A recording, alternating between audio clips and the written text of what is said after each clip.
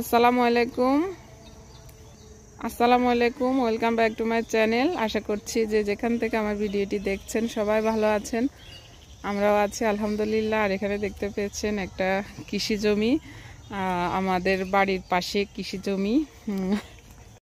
তো এই ক্ষেতটা অনেক ভালো লাগতেছিল। আমার জ্যাঠাতো ভাইয়ের ছেলে নাইম ও করে এগুলা, ও পড়াশোনা করে, পড়াশোনার মাঝামাঝি ফাঁকে ফাঁকে এই জিনিসগুলা করে। আসলে এই জিনিসগুলা করা অনেক ভালো, সবকিছুতে উন্নতি করা যায়।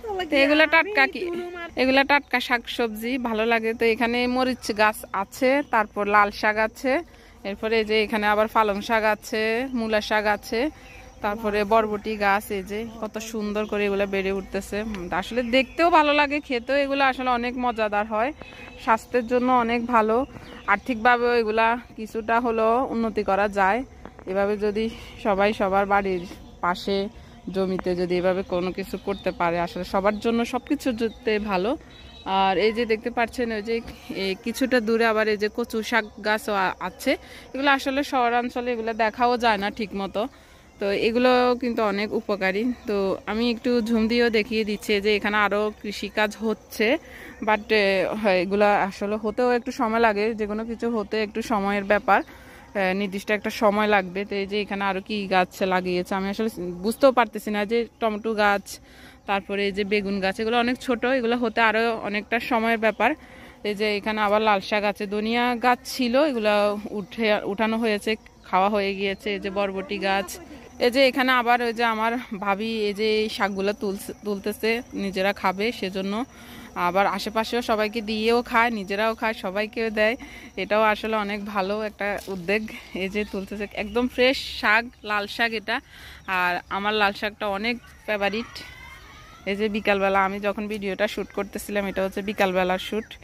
তো ভাবি তুলতেছে আমার, এটা হচ্ছে আমার জ্যাঠাতো ভাইয়ের বউ। এই যে আর একটু দূরে আমি চলে এসেছি, এখানে আবার ফ্রেশ একদম ধনিয়া গাছ, দেখেন কত সুন্দর। আসলে এগুলো তরকারিতে দিলেও কিন্তু অনেক ঘ্রাণ আসে, তরকারির স্বাদটাও কিন্তু বেড়ে যায়। আর এই যে যেখানে বড় বড় এই যে এগুলো কিন্তু মূলা গাছ, এগুলো শাক হবে না এখন, আর এগুলো মূলা হবে, বড় বড় যে মূলাগুলো হয় এগুলো হবে। তো এগুলো এখনো অনেক ছোট, বড় হয়ে যাবে। এই যে এখানেও বরবটি, মানে পুরো এরিয়াটা এই যে আমি একটু বড় করে দেখাই। এগুলো কিন্তু আমি প্রত্যেকটা জায়গায় যাচ্ছি না, বাট এক জায়গায় থেকে ছোট্ট একটা ক্লিপ নিচ্ছি। এটা কিন্তু আরো দূরেও দেখতে পাচ্ছেন অনেকগুলো গাছ লাগিয়েছে, কাঁচামরিচ, আরো অনেক ধরনের গাছ, কুমড়া, লাউ গাছ, সবকিছু। তো এটা হচ্ছে আর কি, এই যে ভাবি তুলতেছে। এই যে পুরোটা এরিয়া জুড়ে লাগিয়েছে আমাদের একদম বাড়ির পাশেই জমিতে। এই যে এখানে মূলা গাছ অনেকগুলো, পালং শাক আছে, এখানে আবার এই যে বরবটি গাছ। এই যে আবার এখানে এই যে অনেকগুলো টমেটো গাছ লাগিয়েছে, দেখতে পাচ্ছেন দূরেও আছে। এই যে এখানে আবার মাটি কোপানো হয়েছে, কি করবে আমি জানি না। এটা ছোট ছোট করতে হবে, মাটিগুলো অনেক বড় বড় সাইজের, এগুলো ছোট করে যে কোনো গাছ লাগাবে। আর এই তো আসলে ভালো লাগছে। গ্রামে যখন ছুটিতে আমরা, ওদের স্কুল বন্ধ, আমি আমাদের বাড়িতে বেড়াতে আসছি, তখন এই জিনিসগুলো আমি না নিয়ে থাকতে পারলাম না, যে আমার চ্যানেলে একটু দিতেই পারি। আর এই যে এখানে ধনিয়া আর বিচি পালানো হয়েছে, ধনিয়াগুলো উঠতেছে একদম ছোট ছোট। আর এই যে বেগুন গাছও কিছুটা ফাঁকা ফাঁকা করে বেগুন গাছ লাগিয়েছে, লাউ গাছ। আর এই যে এখানে এই যে দেখছেন অনেক এরিয়া জুড়ে কিন্তু গাছটা লাগানো হয়েছে। এখানে বেশিরভাগ হচ্ছে ধনিয়া ছিটিয়ে ফেলেছে, আর হচ্ছে কাঁচামরিচ গাছটা অনেক বেশি পুরোটা এরিয়াতে। তো কাঁচামরিচটা দেখা যায় অনেক সময় দামটা বেড়ে যায়, তো এগুলো ভাবি সংরক্ষণ করে রাখবেন। আসলে এই জিনিসটা ভালো লাগে দেখতে, অনেক সুন্দর।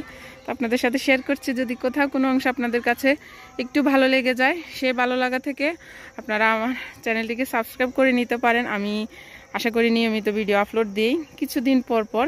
আসলে ব্যস্ততার কারণে কেন জানি ফেরে উঠি না, তারপরে চেষ্টা করি ফানের প্রিয় শখের চ্যানেলটাকে রাখার জন্য।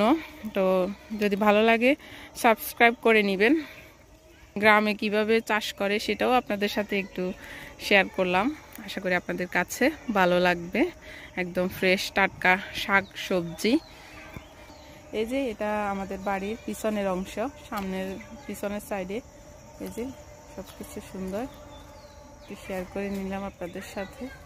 এই যে এখানে কিন্তু একদম ফ্রেশ শাক, এটা ভাবি তুলেছে, উনি রান্না করবে বিকালে, আগামীকালে এটা রান্না করা হবে।